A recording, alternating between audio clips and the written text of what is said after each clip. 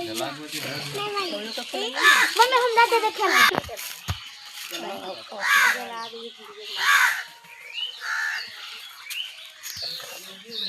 चाकू होता है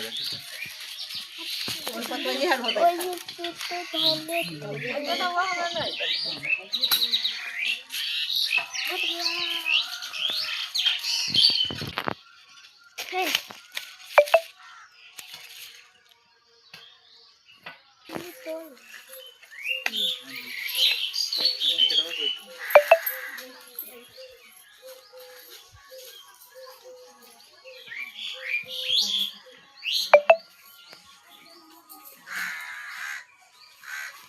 एवं जो स्त्रियों के पतिव्रत को देने वाला सौभाग्यदायक और महान उदय करने वाला हो। तब शंकर भगवान कहते हैं कि हे महादेवी, प्रभात क्षेत्र में स्थित सावित्री के असाधारण चरित्र को मैं तुमसे कहता हूँ। हे महेश्वरी, सावित्री स्थल नामक स्थान में राजकन्या सावित्री ने जिस प्रकार से उत्तम वट सावित्री का व्रत का पालन किया,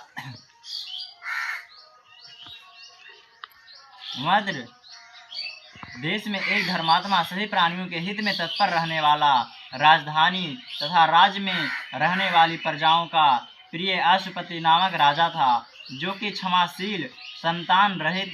सत्यवादी और इंद्रियों को वश में करने वाला था। एक समय वह राजा प्रभात क्षेत्र की यात्रा के निमित्त वहां पर आया और विधि पूर्वक यात्रा करता हुआ सावित्री के स्थल पर पहुंचा। वहां पर उस राजा ने अपने रानी के साथ इस व्रत को किया, जो सावित्री के नाम से प्रसिद्ध है और सभी प्रकार की कामनाओं को पूर्ण करने वाला है। भू भुवः स्वः लोक इस मंत्र की साक्षात मूर्ति बना करके स्थित श्री ब्रह्मा जी की प्रिया सावित्री देवी उस पर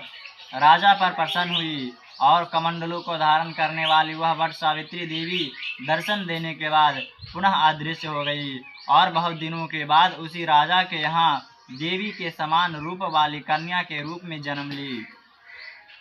सावित्री की प्रसन्नता से प्राप्त तथा सावित्री की पूजा करने के बाद हुई, अतः राजा ने ब्राह्मणों की आज्ञा से अपनी उस कन्या का नाम सावित्री रखा और वह राजकन्या सावित्री साक्षात शरीर धारण की हुई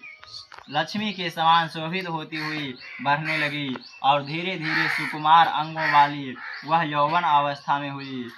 जिसके मध्य भाग सुंदर और नितंब भाग विस्तृत थे, जो स्वर्ण की प्रतिमा के समान दिखाई पड़ती थी। लोग उसे देख करके यही समझते थे कि वह कोई देव कन्या है। कमल के